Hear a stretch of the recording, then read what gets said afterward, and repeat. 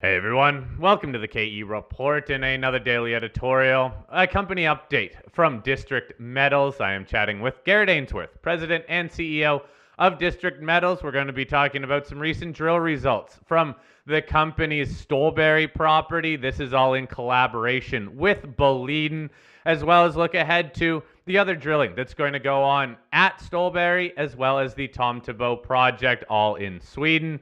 District Metals is traded on the TSX Venture Exchange under the symbol DMX, on the OTCQB under the symbol DMXCF, and on that Nasdaq First North Exchange, DMXSE SDB. Now, Garrett, let's talk about this news release. Came out yesterday, March 26th. Headline says, District intercepts 11 meters at 5.8% zinc, 1.1% lead, and 20 grams per ton silver on the Stollberg property. Again, these are 5 drill holes, total of just under 2,500 meters drilled. Can you talk to us, just remind everybody about the overall goals, the plans for that 5-hole drill program, please?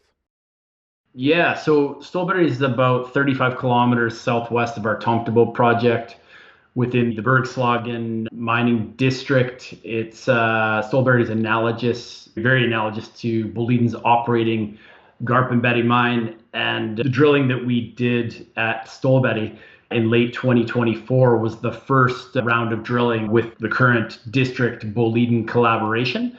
So we'd done a bunch of historical drill hole reviews and looked at the geophysics, and we're totally prepared to do some really aggressive step outs in terms of strike and at depth to really, as a first pass, to learn on this round of drilling. And what we've learned has been highly significant and has set us up very nicely, I would say, based on the intercepts that we got, which were pretty good base metal polymetallic intercepts, but also from what we saw from the Downhole EM.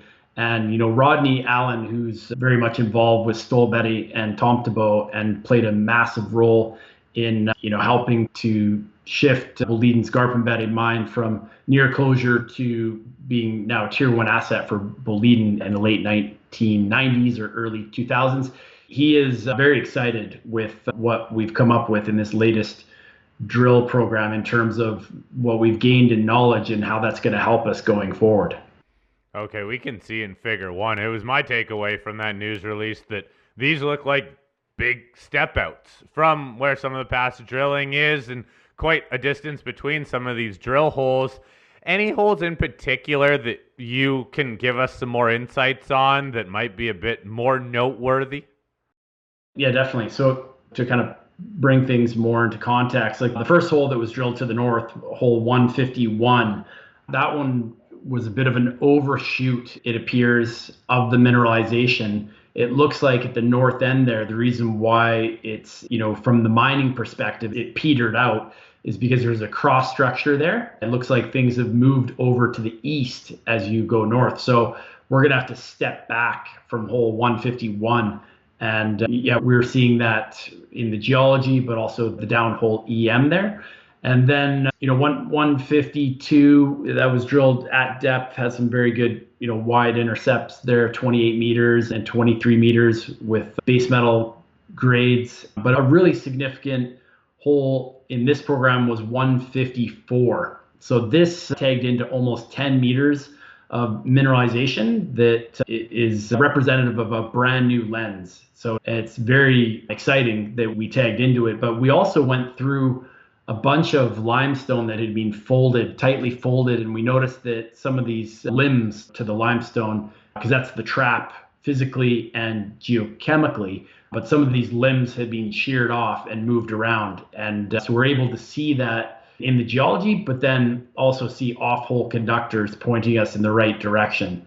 But the fact 154 hit, almost 10 meters of decent mineralization is very encouraging because it's out in the middle of nowhere. It's off to the west of the strike of the Gransgruven mine, and it's wide open. You can also see in hole 153, we kind of tagged into it further down on the limb. We want to be hitting these folds up at the hinges because that's obviously where you see the semi-massive and the massive sulfides.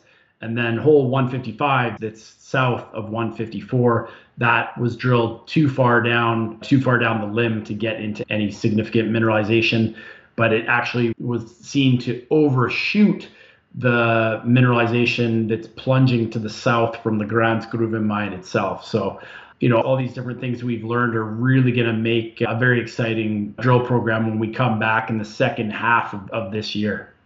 So Garrett, just to be clear, had there been any other drilling in and around these holes, these 5 holes we see in figure 1? Oh, yes. Yeah, absolutely. Well, not really around hole 154. Like that is a legitimate new discovery of a lens that was previously not known. And same with, it just tagged into like a little part of the limb of that in 153. So those 2 holes are very significant.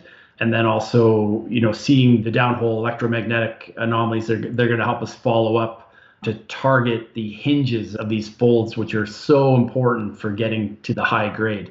And, just on the note of grade, like it's very important to understand that in Sweden, super high grades aren't necessary to make for a profitable mine. Like last year at Garpenberg, they mined out 3.5 million tons with grades of 3.4% zinc, 1.5% lead.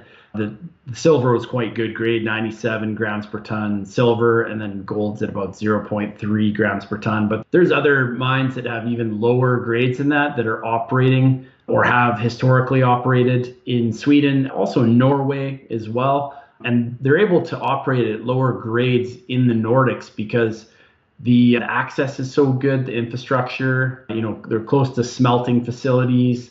There's 5 in the Nordic region. Electricity costs are quite low relative to the rest of Europe. We don't use helicopters. There's pretty much roads and trails everywhere. And that's one of the big benefits of working in the Bergslagen mining district. Okay, so again, this is just 5 holes. I assume that you and Boliden will be going back to follow up on some of these results. Again, probably those ones down in the south, especially around 154. What else is coming from this exploration collaboration with Boliden, either at the Stollberg Project or at the Tomtebo Project? Yeah, so we're currently drilling the Tomtebo property right now. It looks like we're going to break up the drilling at Tomtebo into 2 different programs. We're currently drilling at the historic Tomtebo mine, specifically at the Steffenberg zone, where we've had some really good drill intercepts over the last few years. We're drilling quite deep holes there. When we're done drilling at the historic Tomtebo mine, then we'll take a pause, and then we will move the drill rig to the center part of the Tomtebo property to a target area called Kvisteberget. And this has never been drilled. There is a conductive anomaly that we found from flying SkyTem in 2021. There's also a series of historical mining pits that have sulfides in them and sampled pretty good grades of base metals. And so that'll be a really exciting target to test. And that'll probably happen, I would think, in May. And then we're still permitting the Lovas mine up at the northeast end of the Tomtebo project. And so that we'll probably be looking to drill the historic Lovas mine drill underneath it when we're done at Kvisteberget. So that should all happen within the first half of this year, or it might kind of go into into July potentially. And then in the second half of this year, we'll look to go back to Stollberg with some drilling at Gränsgruvan. But we also have the Stollberg project's huge and there's a lot of strike length. So we'll probably drill some at Gränsgruvan, which is kind of the northwest corner of the Stollberg property. But we'll also look to go to the northeast part of the Stollberg project, where there's the east limb that has seen very little drilling on that side as well. And we've developed some good targets. So it's just going back and forth with these 2 projects. And yeah, I think we're having a lot of success and a lot of fun working with Boliden as well. So just remind all of us, please, this just under 2,500 meters that was just released, what's the total program going to be this year, combining drilling at Tomtebo and Stollberg? Yeah, so our budget for 2025 that's been approved is $3 million Canadian between both projects. That'll equate to about 7,000 to 8,000 meters of drilling this year between the two projects. We're kind of aiming to split the meterage between both projects, but then it also depends on it's results based as well. So if we get into something, really exciting, then obviously more meterage will go in that direction. Well, I'll follow up with you as we get more news on the ongoing drilling now at the Tomtebo Project. On a completely separate note, let's talk about your other projects. Also in Sweden, the more uranium properties. You and I have talked about a whole lot the uranium moratorium being lifted, or at least that process. I know we're coming up to a vote in September, but what's going on in terms of the uranium properties, please? Yeah, so I know the last time we provided an update would have been December 23rd, 2024. So 3 months ago, time flies. It was an extremely positive update from the government that we were commenting on, whereby they released the inquiry report on lifting the uranium moratorium, and the consultation period had begun. Now, that consultation period was for stakeholders to the lifting of the moratorium that included District Metals. It also included other, mining and exploration companies, also municipalities, counties, environmental groups, all sorts of associations, governmental agencies. It was very, quite an extensive list of stakeholders. So the comment period, we submitted our comments before March 20th, which was the deadline. And now the government has those comments, and they're all posted on the Swedish government website. They'll be using those comments to help formulate or put together the bill that will go to Parliament in September. And this is in the Sweden Parliament schedule, so it's all very good to see things are that organized. And the government stated that there is a majority to approve this bill, and that for us really gives us the green light to go full steam ahead.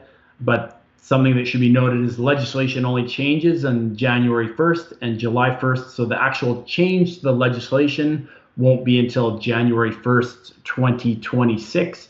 But obviously we have enough confidence in the whole process here that we've already started to update the mineral resource estimate for the Viken deposit. That'll be out in Q2. We're also planning on some very significant exploration work on our Swedish uranium properties this spring and summer. So it's going to be a very busy year, whether it be base metal polymetallic or uranium polymetallic. All right, Garrett, thank you very much for the update. Again, Garrett Ainsworth, President and CEO of District Metals. I'll post a link in the show notes to the District Metals website. Click that link. Learn a little bit more about the company by reading through the presentation and the recent news releases. And please, everyone, continue to send me any questions you have for Garrett, whether it's on the collaboration, the exploration with Boliden at Stollberg and Tomtebo, or whether it's on that separate side of things, the uranium projects also in Sweden. Garrett, thank you very much for your time today. Hey, thanks, Corey. Always a pleasure.